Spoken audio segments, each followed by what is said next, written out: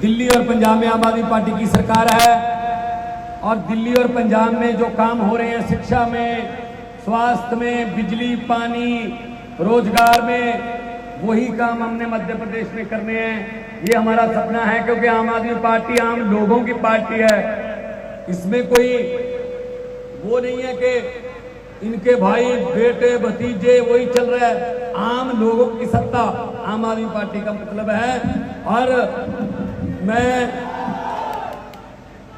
राम जी भैया तो हमारे उम्मीदवार हैं, एक दो दिन में आपको ये पता चल जाएगा बटन कौन से नंबर पर है। बटन भले ही झाड़ू का जिस मर्जी नंबर पर हो, लेकिन आना पहले नंबर पर है। तो ये भ्रष्टाचारी जो हैं, इन थोड़ा आवाज कम करना, मास्टर में आवाज कम करना। जो भ्रष्टाचारी हैं उनको एक संदेशा दे देना कि नौगांव में भगवंत मान आया था, उसने कहा कि जितने मर्जी इकट्ठे कर लो पैसे हीरे मोती, मगर ख्याल इतना रहे कफन पे जेब नहीं होती। सब कुछ यही रह जाएगा। इन्होंने लूटा है देश को, इन्होंने लूटा है प्रदेश को। अंग्रेज 200 साल इकट्ठे गुलामी देके गए और लूट के गए। ये अपने वाले 5-5 साल की किश्तों में लूट रहे हैं, फर्क कोई नहीं है भाई साहब।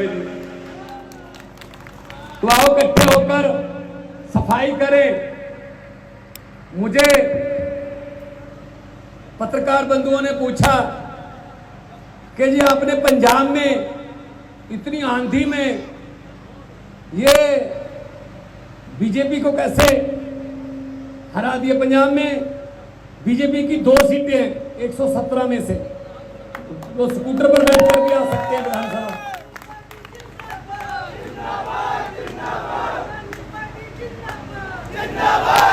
तो पत्रकारों ने पूछा कि आपने कैसे किया ये काम दिल्ली में और पंजाब में, बीजेपी की आंधी को कैसे रोका।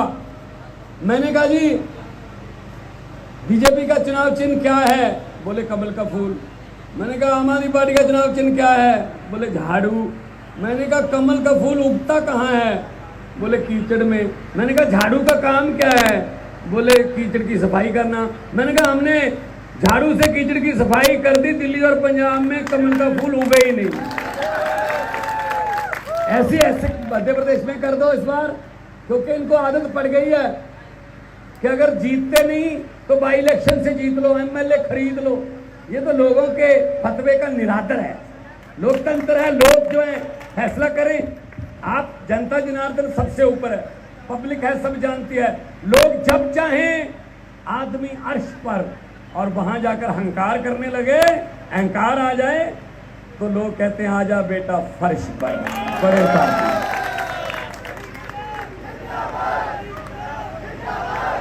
जो आप में जोश दिख रहा है, ये फूल, ये आप जो नारे लगा रहे हो, अपने आप आए हो खुद, ये बड़ी क्रांति का संकेत है। ऐसे ही पंजाब में होता था। ये देखो आपने फूलों से गाड़ी पूरी भर गई और फूल बरसा रहे हैं। आज के जमाने में नेताओं पर फूल बहुत मुश्किल काम है भाई साहब, दामन साफ रखना पड़ता है। मैं तो सोचता हूँ कभी कभी भगवान का, रब का, परमात्मा का मैं शुक्राना करता हूँ कि मैंने कोई पिछले जन्म में कोई पुण्य किए होंगे, जो इतना प्यार। बुजुर्ग लोग जो हैं वो सर पे हाथ रख के आशीर्वाद देते हैं, बेटा जीता रहो। माएँ आशीर्वाद देती हैं, बहनें दुआ करती हैं, भाई मेरे छोटे बड़े कंधे पर हाथ रख के सेल्फी लेते हैं।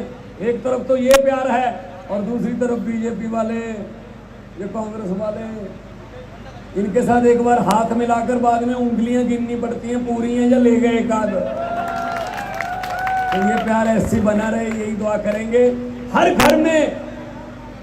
घर में रोजगार का चिराग जगे। हर घर में किसी को आज शाम को रात को चूल्हा जलेगा या नहीं, ये सवाल पैदा नहीं होना चाहिए किसी भारतवासी के दिल में। ये सोच है हमारी। हर घर को रोजगार मिले, तंदुरुस्ती मिले, इलाज जो अमीर का होता है वही गरीब का भी हो, क्योंकि भगवान ने तो एक जैसे बना के भेजे हैं ना। यहाँ आके हमने आपस में बंटवारे कर लिए। जो शिक्षा अमीर के बेटे को मिलती है वही गरीब के बेटे को मिले, वो भी वकील बने, वो भी डॉक्टर बने। वो पंजाब में आना 37,000 से ज्यादा नौकरियां सरकारी दे चुके हैं अब तक, 1.5 साल में 37,000 से ज्यादा। पटवारी रखे, सब इंस्पेक्टर रखे, एसडीओ रखे हैं। अभी पंजाब के गांव के लड़के लड़कियां, आम घरों के लड़के लड़कियां जज बने हैं जी, जज। क्योंकि कोई पैसा नहीं चलता वहां। आपका पेपर मेरिट पे, जो आपने पढ़ाई लिखाई करके एग्जाम दिया, उसके नंबरों के आधार पे आपको पद मिल जाएगा। ये नहीं देखा जाएगा कि आपके पिता के बैंक में पैसे हैं या नहीं हैं। और लोग इस बात से बहुत खुश हैं कि हमने सोचा नहीं था कि बिना पैसे के हमारे बेटे बेटियां जज भी बन सकती हैं।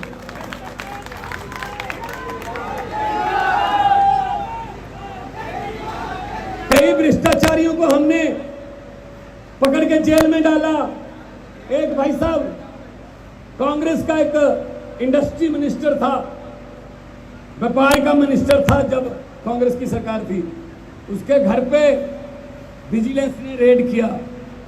पैसे तो मिले ही मिले, आलीशान घर, सोने की टूटियां बाथरूम की, और सबसे ज्यादा दुखी करने वाली बात, उसके घर से नोट गिनने वाली मशीन मिली। आप बता दीजिए आपके घर पे नोट गिनने वाली मशीन है? जब नोट ही नहीं है तो मशीन का क्या करना है? ये तो बैंक में होती है। इसका मतलब वो कितना करप्ट होगा, कितना भ्रष्टाचारी होगा कि उसके परिवार ने भी मना कर दिया होगा नोट गिनने से, कि हमसे हर रोज नहीं गिने जाते, मशीन मंगवा लो।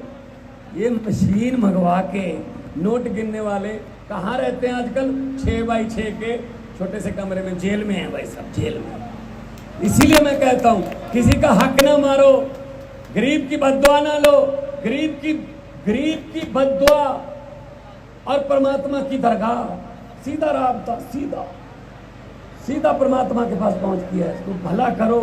हम भी कोशिश करते रहते हैं जहां भी कि मौका मिले। पंजाब में स्कूल बहुत अच्छे बन रहे हैं, दिल्ली में बन चुके हैं, और पंजाब में हमने पिछली जुलाई में, मार्च में सरकार बनी, हमने वादा किया था, गारंटी दी थी। अरविंद केजरीवाल की गारंटी जो है ना वो पूरी होती है। ऐसे नहीं कि जुमले बनाते हैं, हम जुमले फेंकते हैं, 15-15 लाख आपके खाते में आ जाएगा। आ गया? 15 लाख की बात छोड़ो, जो 2-4 हज़ार रुपये घर पे इमरजेंसी के लिए पड़ा था वो भी नोटबंदी करवा के निकाल के ले गए। वैसे हम वो नहीं करते। अब तो मोदी जी भी कहने लगे हैं गारंटियां। जब बजने लगी बीजेपी के लिए खतरे की घंटियां, तो मोदी जी को याद आ गई केजरीवाल की गारंटी। तो हमने गारंटी दी थी बिजली का बिल 0 हो जाएंगे। जुलाई 1 से आज तक चलता भी रहेगा।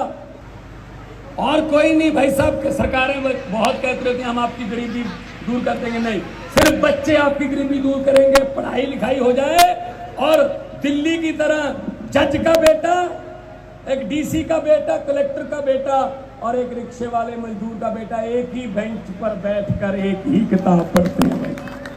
ये केजरीवाल का कमाल है, ये केजरीवाल का कमाल है।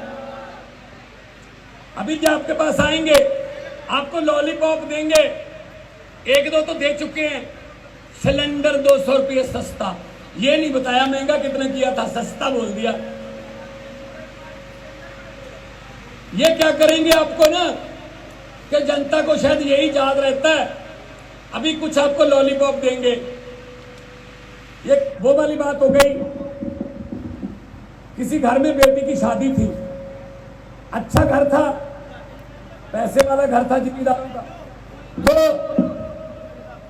उन्होंने सामान इकट्ठा किया लड़की को देने के लिए, सोफे, अलमारियां, टीवी, जेवर। अगले दिन बारात आनी थी, एक रात पहले डाकुओं को पता चल गया कि इस घर में बहुत माल है, तो डाकू ट्रक लेके आ गए।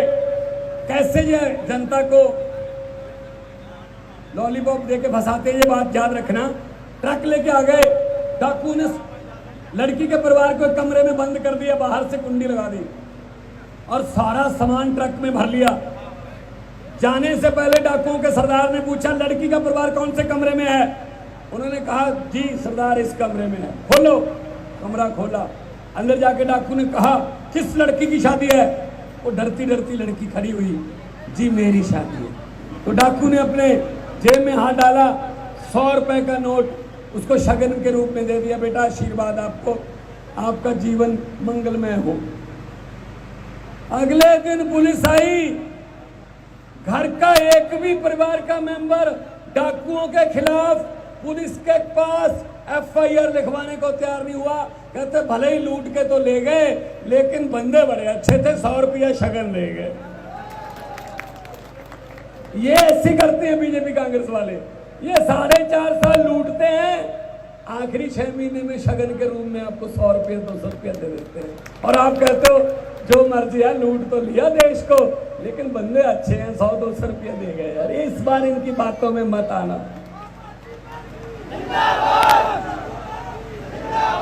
तो इस बार इनकी बातों में मत आना। और मैं तो ये भी कहूंगा कि ये नफरत के बीज बोते हैं, ये धर्म के नाम पे वोट मांगते हैं, ये जाति के नाम पे वोट मांगते हैं, ये हमको लड़ाते हैं एक दूसरे से। मैंने पार्लियामेंट में भी बोला था कि लंबे सफर को मीलों में मत बांटिए, कौम को कबीलों में मत बांटिए। एक बहता दरिया है मेरा भारत देश, इसको नदियों और झीलों में मत बांटिए। तो पूरा देश तरक्की करे तो नंबर 1 बनेंगे दुनिया में, पूरा देश, हर प्रदेश।